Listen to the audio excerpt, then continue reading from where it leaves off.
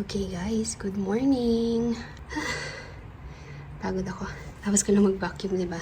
By the way, today is a Monday, 9:10 ng umaga. And guys, umuulan. Kita niyo diba kanina, na-videohan ko sa labas. Umuulan, kumukulog. Sobrang dilim. Kaya naka-open yung mga ilaw namin. Ang dilim talaga. Siguro hindi niyo masyadong makikita kasi nag-auto bright. Kusang lumiliwanag pag sa video. Pero yan.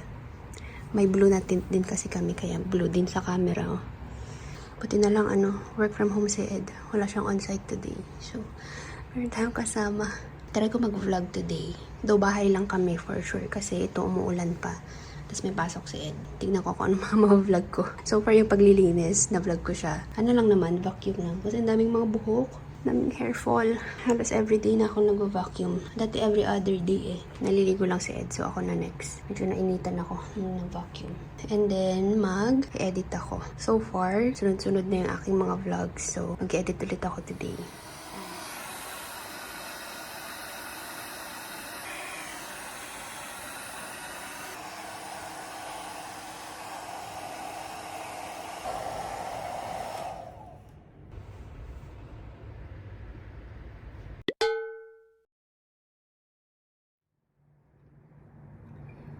Good morning guys! Today is a Tuesday, 8:10 ng umaga. Yan, mag-isa akong nag-breakfast ngayon kasi merong on-site si Ed. Actually, kakaalis lang niya. Siguro mga 10-15 minutes ago. Yan, wala naman akong kasama for today. Buti na lang, medyo makalimlim ngayon, pero buti na lang hindi umuulan. Kasi kahapon, hindi naman sobrang lakas dito sa area namin, pero may mga napanood kasi akong videos na medyo binaha na yung area nila. So sabi sa forecast, mga 20 or 30% chance ng rain. Sana hanggang mamayang hapon para hindi na ma-hassle si Ed. Ang hirap pag walang sasakyan, kapag nag-onsite siya, minsan yung mga pinupuntahan niya, very strict since wala kaming car. Hindi pwedeng pumasok yung taxi. So, may certain point lang kung saan bababa si Ed. Tapos, kailangan niyang maglakad na, ganyan. Yeah. Yun ang struggle niya minsan kapag nag-on-site na yung mga ganyan, sobrang strict. Ako lang mag-isa for today. Sabi niya mga after lunch na siguro siya uuwi or baka hapon na. Babag ko na daw siya antayin for lunch. Kape tayo. Actually, medyo malamig na nga to. Nakapag-edit ako ng vlog kagabi, pero hindi ko siya natapos. Medyo busy si Ed kahapon hanggang gabi. Kasi nagpe-prepare siya para dito sa on-site today. So, hindi kami nakanood. Sabi ko, mag-edit na lang ako. In fairness sa akin, parang 1 week or more than a week na akong everyday nakakapag-upload. Guys, March 24 na. Grabe yung bilis ng mga pangyayari. And speaking of mga pangyayari, sana pag napanood nyo tong vlog na to, kumalma na ang lahat, tapos na ang mga nangyayaring kaguluhan. This past few weeks has been very, very stressful. Nag-start siya actually nung, nakapag-vlog pa ako nun nung birthday ni Caleb, Feb 28. Very memorable tuloy nung birthday niya na yun. Lamig na ng kape ko guys. Kwento pa more. Ay, kailangan ko pa palang ligpitin dito. Kita niyo ba? May mga dyan. Mga basahan. Kasi nga, di ba kahapon umulan? Tapos may mga parts dito na nag-leak. Ito, binabantayan ko to kahapon. Buti na lang hindi siya yung as in OA na sobrang daming tubig. Mga patak-patak lang naman. So, every hour or every 30 minutes, check ko siya. Tapos pipigain ko na naman yung mga basahan. Tapos ko nang maligo, 9:15 na. Nagbihis din ako kasi baba na talaga ako. Mag-Big Mart para bumili ng gulay. But first, ayusin ko muna tong higaan kasi hindi ko pa siya naliligpit. Ako yung last na bumangon Nauna kasi si Ed. Sa maaga siya gumising. So, yeah. Ayusin ko muna to and then maglagay ako ng konting makeup. Ano lang naman, sunscreen, powder, blush, tapos lip tint or lipstick.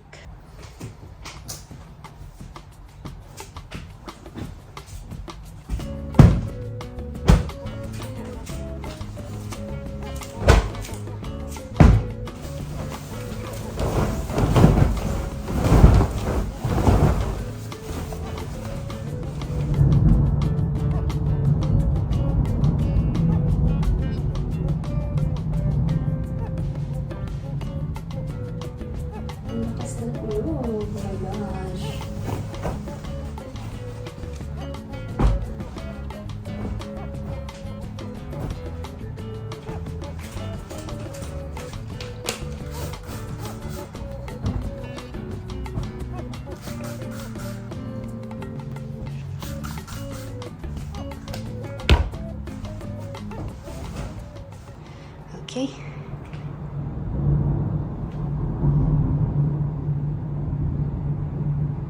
Oh my goodness guys, it's raining na ata.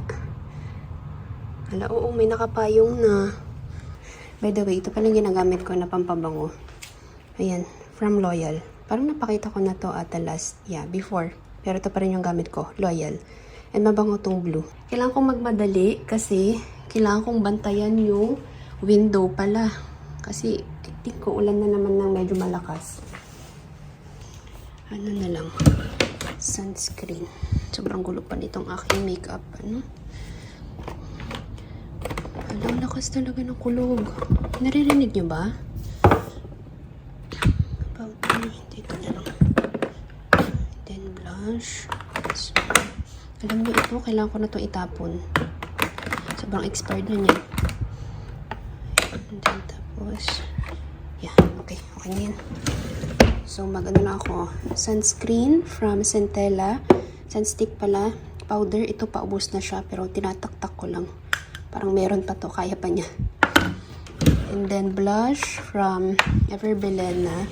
And then, itong Lux Organics na Papaya Gluta Ultra Fine Mist. Ito yung gagamitin ko pang...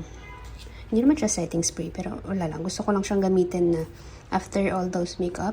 Ito yung last ko. Ginagawa ko siyang parang finishing mist. Finishing mist? May ganun ba? Ayan na. Naririnig ko na yung ulan, guys. Kailangan ko nang magmadali.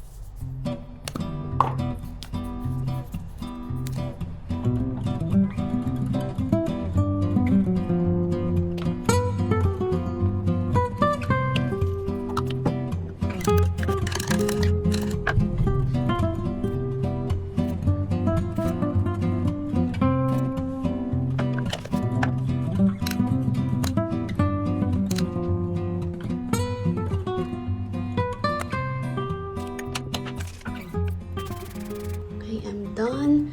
Na-blow dry ko na rin yung buhok ko. Pabango, pabango, pabango. Ito na lang gamitin natin. Jimmy Choo.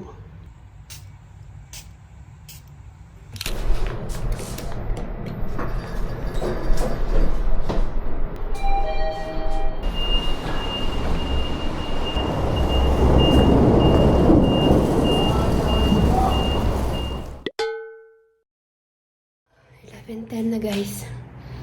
Na itsura natin. Grabe. Binaha yung bahay. Grabe, nagpanik ako kanina. Di ba bumaba ako? Kasi biglang bumuhos yung ulan. Umakyat ako.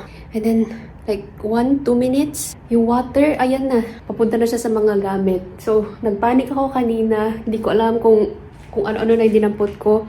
Nilabas ko na lahat ng mga rugs. Tapos pinagsisiksik ko. Ang bilis ng ng tubig. Lalo na dito, sa may... hinihingal pa ako. Kasi ang daming mga basahan, may map. And kinailangan ko ng tulong. Humihingi ako ng tulong sa mga kapitbahay. Nag-chat ako kanila dyan sa group chat namin. And buti nag-reply sila and available naman. And buti na lang din okay yung mga bahay nila. Kasi kung hindi, syempre hindi nila ako matutulungan. Kasi kailangan nila kasi kasuhin din yung bahay nila. Ay, buti na lang. Meron tayong mga kaibigan. Diyos ko Lord. Nasaktuhan pa talaga na kung kailan wala si Ed saka nangyari to. But anyway, thank you. Thank you guys. Thank you so much. Thank you kay Carl at kay Santi. Sila yung pumunta dito kasi si John at saka si Jane nasa office sila. Salamat. Salamat guys. Nauna si Carl. Siya yung tumulong sa akin i-move yung mga gamit. Kasi hindi ko siya mabuhat. Tapos tinanggal namin yung rug na. Kasi baka pa kanina yung tubig. Tapos yung minove namin yung dining table. Ayan, yung mga upuan, yung mga gamit doon, pinagkagaroon ko na lang kanina. Tapos kinailangan din niyang umalis kasi iniwan lang niya si Caleb. Sumaglit lang siya para tulungan ako talagang iyan ng mga gamit. Tapos, sumunod si Santi. Pero medyo na yung tubig kanina. Ayun yung ulan. Medyo huminto na. So, tinulungan niya lang akong magpiga ng mga basahan. Oh my gosh, nakakahiya. Ay, grabe. Grabe. Paka-intense nung isang oras na yun. Tama no, isang oras lang yun. Lakas ng ulan kanina. Ngayon, okay na. Tignan mo, parang maaraw na. Visit na yan. Well, nasa forecast na 1 week na ganito. So, bukas, ganito ulit yung gagawin natin. So, yung mga gamit, dito na muna siya. Yung carpet, hindi na muna namin ilalagay. Kasi mag-ano ulit tayo ng tubig bukas. Kala kung ganun ulit kalakas. Ay, ito din. Sabi ko ba? Ito din. Ayan, may mga konting tubig pa nga eh. Lahat ng windows. Oh my goodness. Kaya kanina nagpanik ako talaga kasi hindi ko alam pa ano yung uunahin ko. Pero dito yung inano ko talaga kasi andito na yung tubig kanina oh. So dali-dali talaga ako. Tapos dito rin I think medyo okay na. Wala nang tumutulo dito. Pero pa konti-konti lang. Santi na yung naglagay dyan. Oh my goodness, nakakahiya talaga. Tapos takto pang hindi pa ako nakapaglinis. So, may mga alikabok pa, nahalo na siya. Kaya naman kanila card. Ano ba yan? Pero thank you. Thank you guys. I really appreciate it. Ay, buti meron tayong mga matatawagan. Mga malalapit lang. Kasi kung hindi, ano nang nangyari sa akin dito? Baka umiyak na lang talaga ako. Prito ako ng egg. Ito yung aking lunch. Umaano pa rin yung puso ko. Magaling pa rin siya. E, tingnan nyo. Umaaraw na. Ayan. Umaaraw na talaga. Parang joke time yung panahon. Pinagpanik lang talaga. Ba, lalabas ba ako? Tutuloy ko ba yung pagbili na? Tutuloy ko ba yung pag-grocery? Kasi umaaraw na talaga. Okay, kain mo na. Magsasangag lang ako ng rice. Ito yung extra namin kagabi. Tapos, lagyan ko siya ng garlic. Gumawa ako ng minced garlic tapos freezer ko lang para mabilis. Ayan. Actually, ano na to? Last month pa ata, hindi pa nauubos. Kasi dali lang. Pag kailangan ko ng garlic, ayan. Naka-cubes na siya. Tapos, nahati ko lang kung gano'ng kadami yung kailangan. Pero yan, nakaka-save siya ng time talaga. Pag mahilig, pagkagaya ko kayong mahilig sa garlic, ang bilis lang. Pag kailangan yung gumamit, kuha ko lang sa freezer. Ginawa ko na siya ng, meron ako ng grinder na, yung ginihila-hila. Doon ko siya ginawa. Tapos ako nilagay sa ziplock, sa freezer. Right, ready na yung aking food, guys. Parang dami ko namang rice. Tingnan nyo. O, diba? May araw na. Grabe.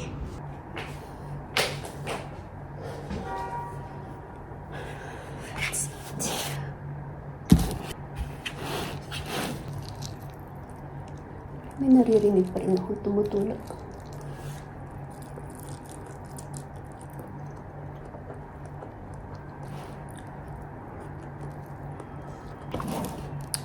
Sarap. Sarap ng garlic rice. Siya hindi masyado sa akin eh. More on plain rice siya. Ako gusto ko yung may garlic.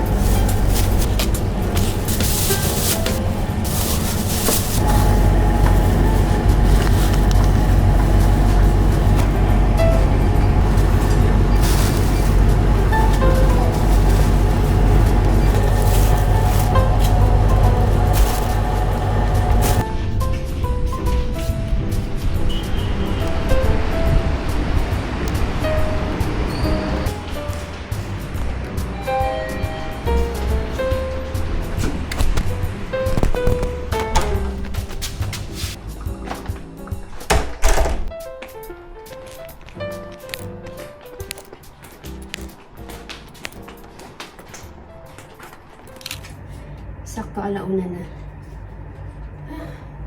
Init. Init sa labas. Okay, haul ko lang yung mga binili natin. So, yan. Okra. Beans. Ito yung mga dahon-dahon. Kumuha ka ng 2 kangkong. 2 petchay. 1 kangkong. Tapos, sitaw. Ay, yung ulo-ulo dito. Ay, pero mag-edit muna ako. Mamaya na ako maglipit. Kokomama. 2. Ubus. Sayote, 2 din. Ito, radish. And then, repolyo. Kalabasa. And then, last is watermelon. Parang ang sarap niya. Sana matamis. Sobrang red ng mga watermelon nila doon. So, parang sarap-sarap niya. Ito last. Evap. Guys, let's eat na. Ito na yung ulam namin. Ninong Ray, post mo muna. Nasa likod tuloy namin yung TV. Anyway, let's eat. Kanina pa ako nagagutom. Ito si Ninong Ray. Maingay sa likod. Ano sa Ilocano ang kain? Bah, bilis ah. Pag mag-aya, manganta. Wow! Why? Alam mo, magugutom ako sa Ilocos? Hindi. Pag tinanong ko anong Ilocano ng wala na, mangan lang ang alam. Oo. Mahalaga ay mabusog. Ano yung oo? Yes. Ano? Pag narinig ko, alam ko yun. One. Hindi mo naman. Tama ka. Ako ba yung kinis? Ano ba yun? Oo. Sinasabi ko sa'yo, tama ka. Mabibenta talaga to. Harap.